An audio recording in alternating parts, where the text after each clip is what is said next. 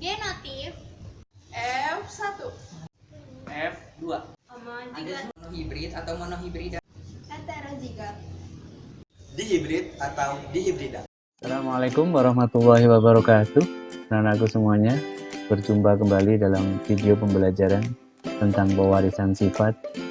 Nanti pada pembahasan video ini kita akan melihat beberapa hal yang berkaitan dengan istilah-istilah penting. Kemudian nanti ada beberapa percobaan yang dilakukan oleh teman-teman kalian, yaitu kelas 9 tentunya.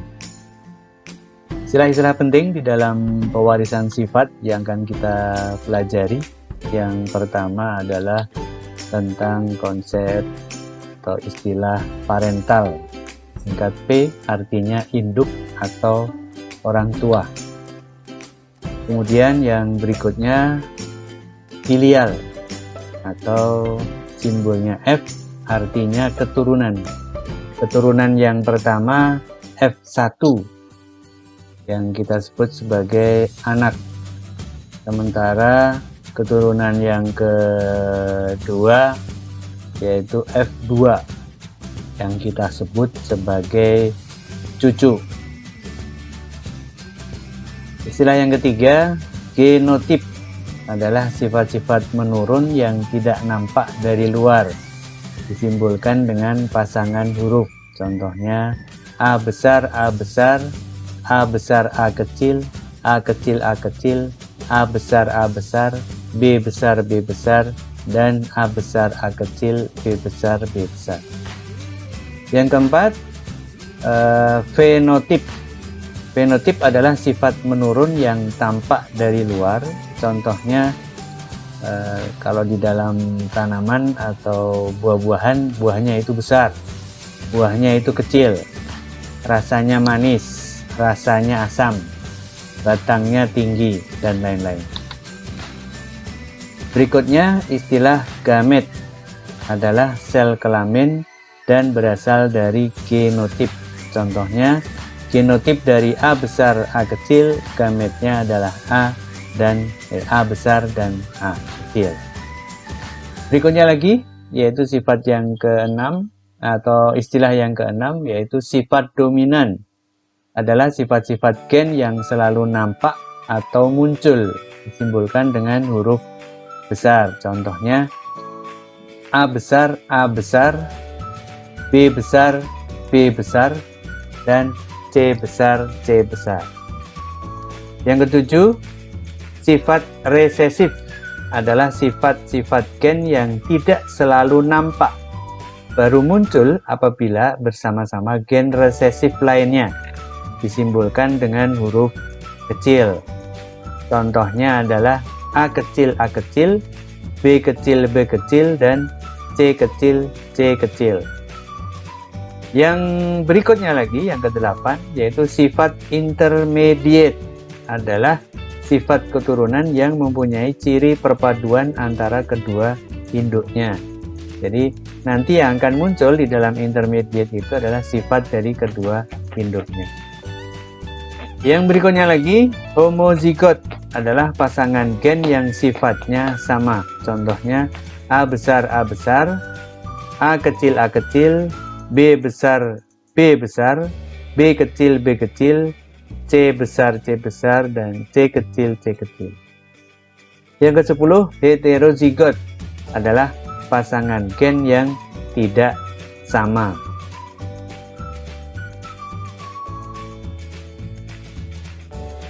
Kita akan bahas tentang hukum Mendel yang pertama, atau kita istilahkan hukum pemisahan secara bebas atau segregasi.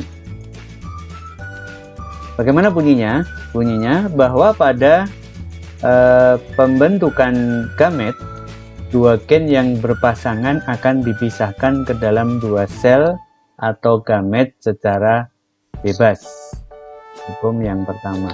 Sementara hukum yang kedua, hukum Mendel yang kedua, atau kita sebut sebagai hukum berpasangan secara bebas, berbunyi bahwa pada pembentukan diri dari suatu pasangan akan secara bebas berkelompok dengan gen-gen lain yang berasal dari pasangan lain.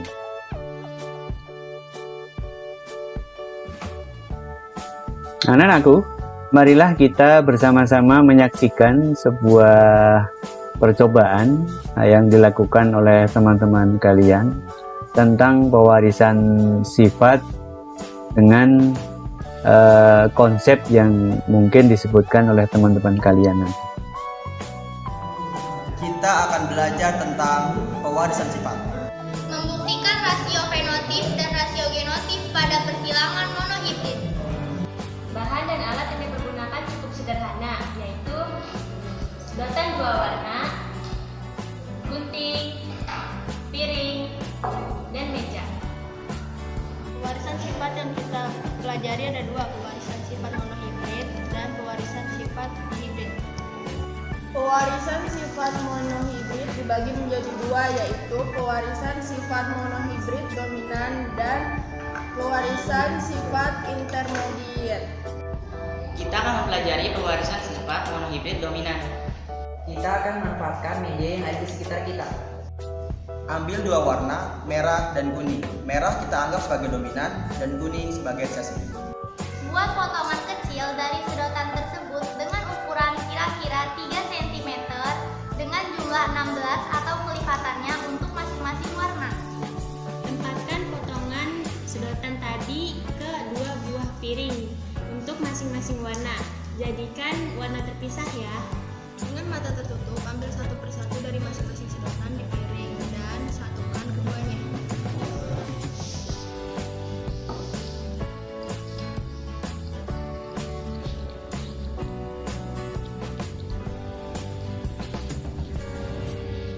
Pengambilan secara acak dengan mata tertutup, 1 dominan dan 1 resesi. Kemudian disusun.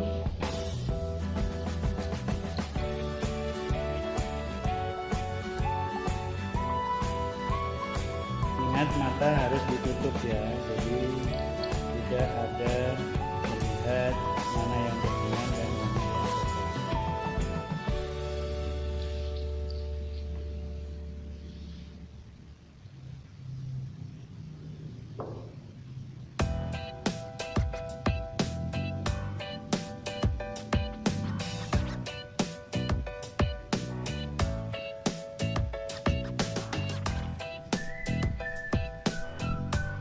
Ya, inilah hasilnya. Kemudian dihitung. Hasilnya menunjukkan bahwa hasilnya adalah berbeda warna. Maka dikatakan hasil persilangan monohibrid dominan pada persilangan pertama rasio genotipnya itu 100% heterozigot. Jadi F1-nya 100% heterozigot. Bagaimana untuk melanjutkan F2-nya? Kita campur semua potongan sedotan menjadi satu dan diletakkan dalam sebuah piring. Dengan mata tertutup diambil 2 acak dan disusun sesuai dengan warna yang diambil. Yang warna sama dipisahkan dengan warna yang campur. Terlihat beberapa tampilan yang menunjukkan jumlah tertentu. Mencari keturunan yang kedua atau F2 pada persilangan monohibrida atau monohibrid dominan.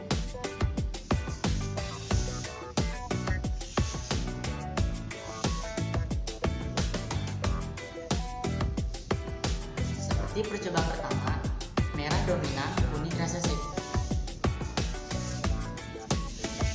Sekali lagi mata tertutup, diambil 2 sepasang, kemudian disusun.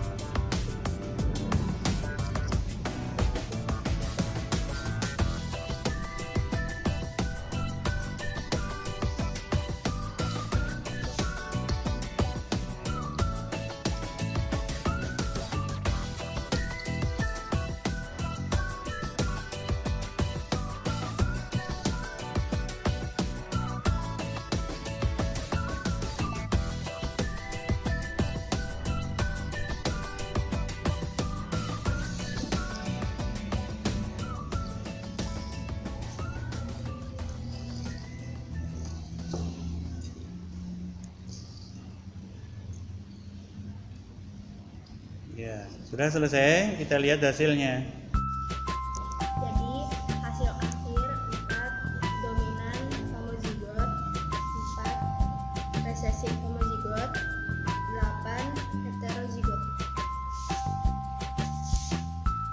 Di sini menunjukkan yang dominan ada 4 homozigot, resesif ada 4 homozigot, dan campuran ada 8 heterozigot. Jadi, untuk perbandingan F2-nya 4:8/4 atau 1:2/1.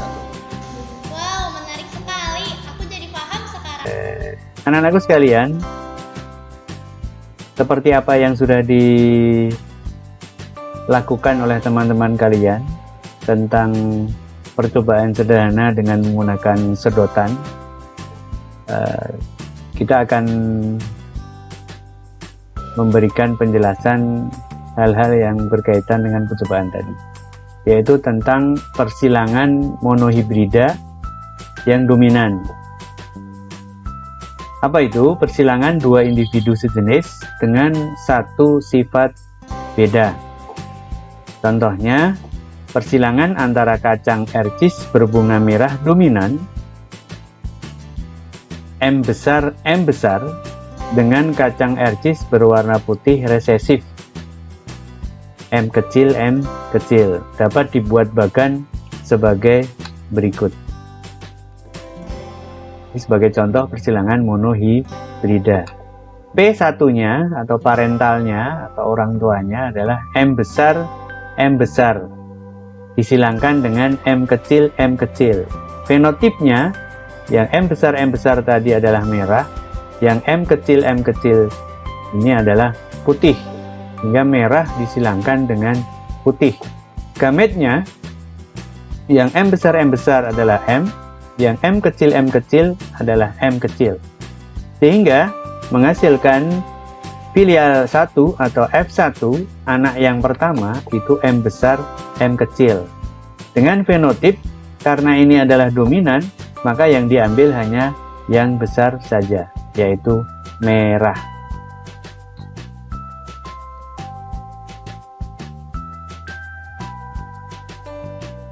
Dari persilangan F1 didapatkan, maksudnya adalah ketika kita ingin mencari keturunan yang kedua, yaitu F2-nya di sini, maka sesama F1 disilangkan.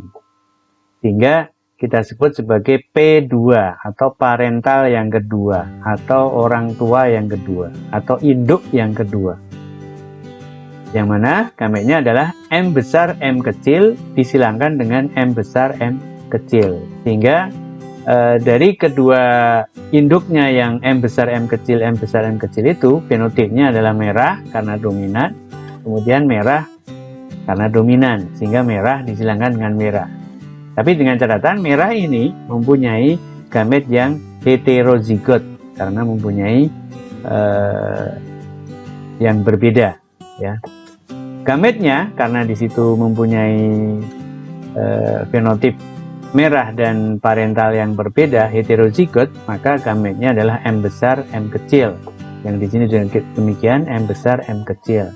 Maka dia akan menghasilkan keturunan yang kedua atau cucunya ya. Bagaimana keturunannya? Kita lihat.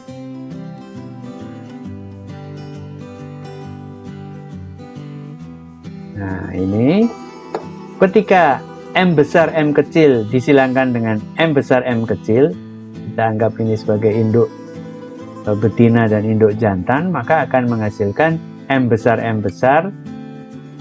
antara M dan M, kemudian antara M besar dan M kecil menghasilkan M besar M kecil, antara M kecil M besar menghasilkan M besar M kecil, kemudian M kecil akan menghasilkan M kecil M kecil.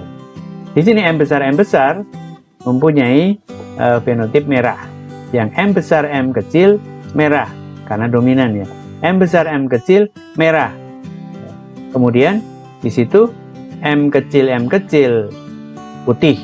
Nah, inilah sifat resesif. Sehingga perbandingan genotipnya F2-nya M besar banding M besar M kecil banding M kecil, yaitu M besarnya hanya ada 1, yang dominan 1 perbandingannya, yang heterozigot atau yang heterozigot ya, ini adalah 2 perbandingannya, sementara yang resesif M kecil adalah 1. Sementara perbandingan fenotipnya merah banding putih, PF2 merah banding putih, yaitu 3 banding 1. Seperti apa yang sudah kita lihat di dalam percobaan teman-teman kalian tadi, bahwa perbandingannya berapapun jumlah individunya yang di dalam percobaan tadi adalah 16, maka di situ didapatkan bahwa yang dominan itu ada 4 individu, sementara yang resesif ada 4 juga, sementara yang heterozigot percampuran antara keduanya ada 8. Jadi 4 banding 8 banding 4, atau disimpulkan 1 banding 2 banding 1.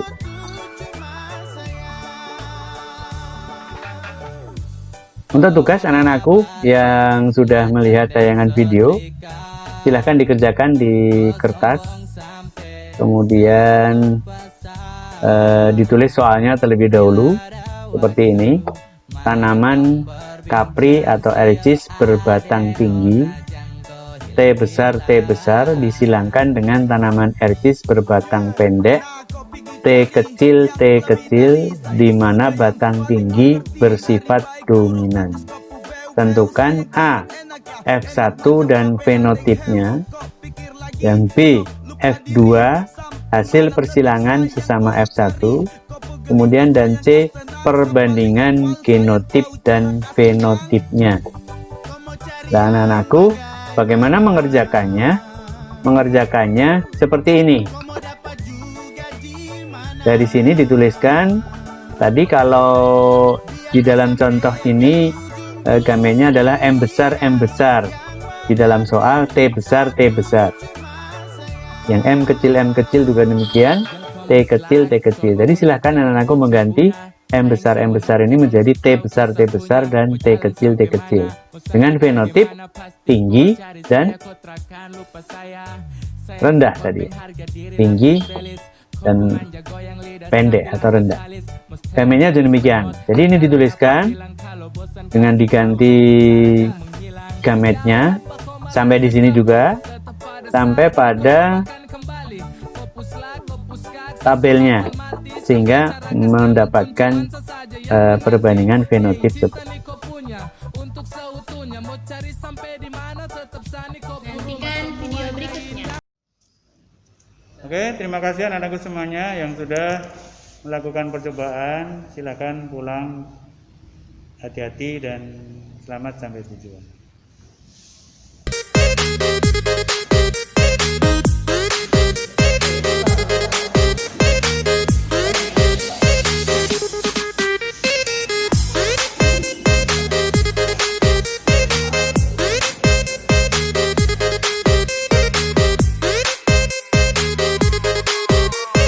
Terima kasih anak-anakku yang telah memperhatikan atau melihat video pembelajaran ini. Terima kasih juga kepada teman-teman kalian yang sudah sudi meragakan praktek tentang pewarisan sifat. Jumpa kembali nanti pada video berikutnya tentang pewarisan sifat yang dihibrida. Assalamualaikum warahmatullahi wabarakatuh.